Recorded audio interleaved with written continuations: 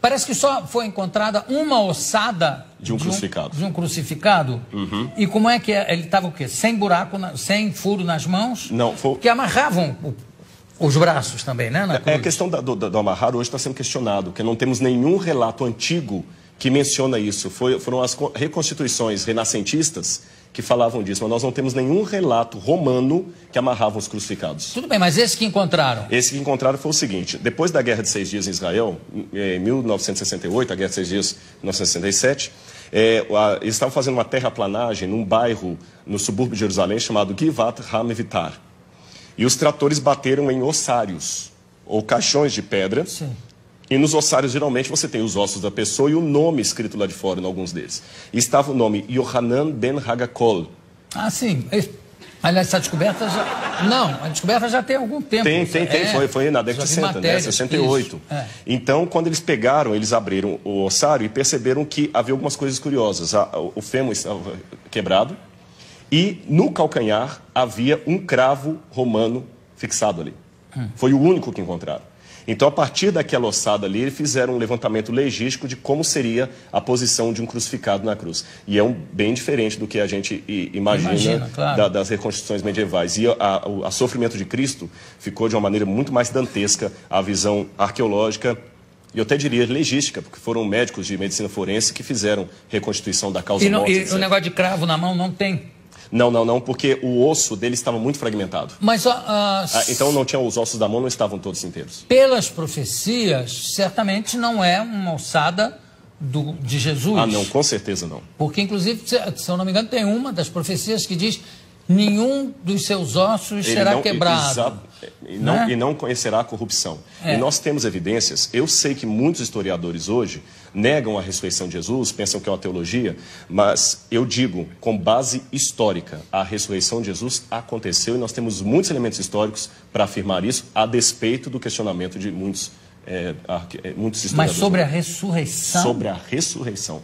Mas qual é o dado histórico que pode haver sobre a ressurreição? Claro que é uma questão de fé, para mim é uma questão de fé. A própria forma como os relatos evangélicos estão não demanda uma propaganda. Porque o que é uma propaganda? Uma propaganda, às vezes, você mascara, enfeita uma coisa para vender um produto.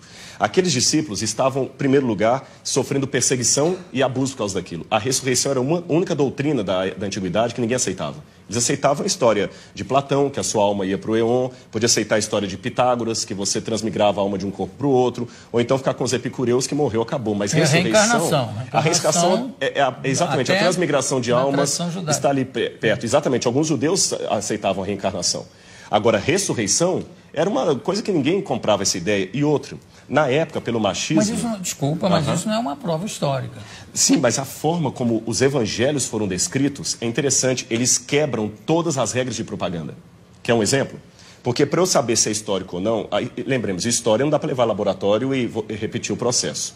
A forma como tratamos a história é diferente. Você olha um documento, e o que você considera uma prova histórica? Como ele foi redigido?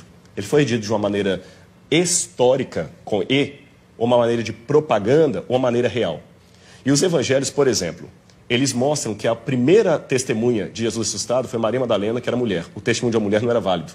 Se eles quisessem vender uma teoria, eles colocariam que os homens viram Jesus, e não as mulheres, porque o testemunho de uma mulher não era válido. Segundo, o fato de Jesus ressuscitar no terceiro dia. Para o judeu, até o terceiro dia, você podia ter um coma e voltar.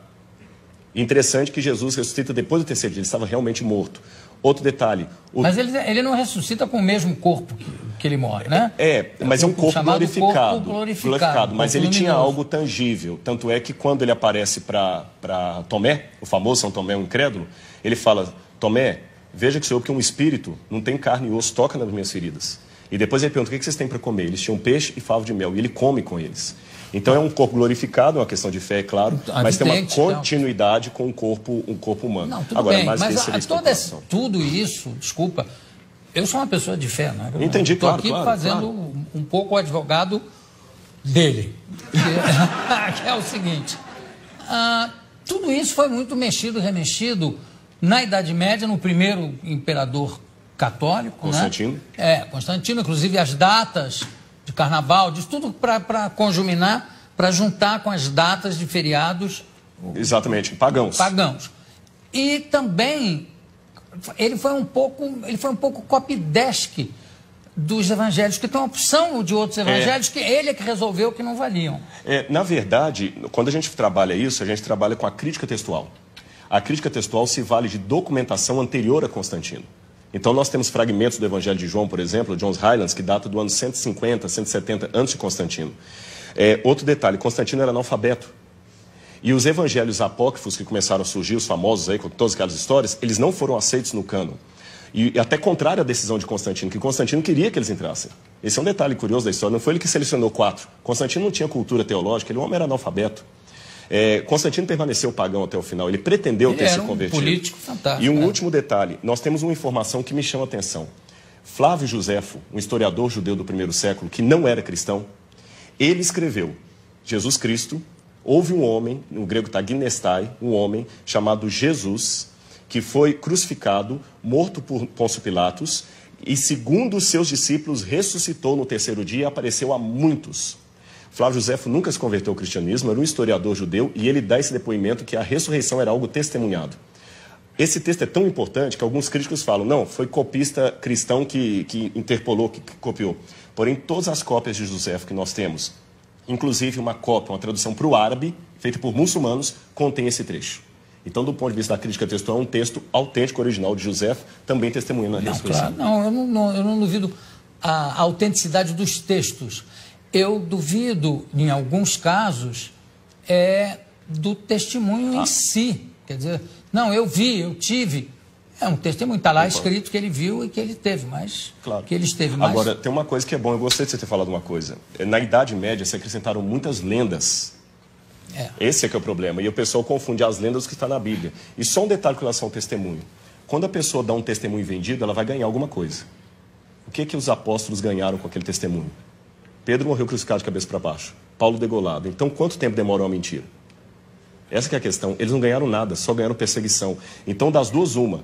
Ou aquele pessoa era muito doido, ou ficaram tão extasiados com aquilo que preferiram morrer a negar o depoimento que eles estavam. Se fosse uma mentira, eles tinham pulado fora. Ninguém ia ficar com Cristo até o final. O único que traiu foi Judas. Os outros ficaram, e até hoje a história está aí, e nem a modernidade conseguiu matar essa brilhante história da ressurreição de Jesus.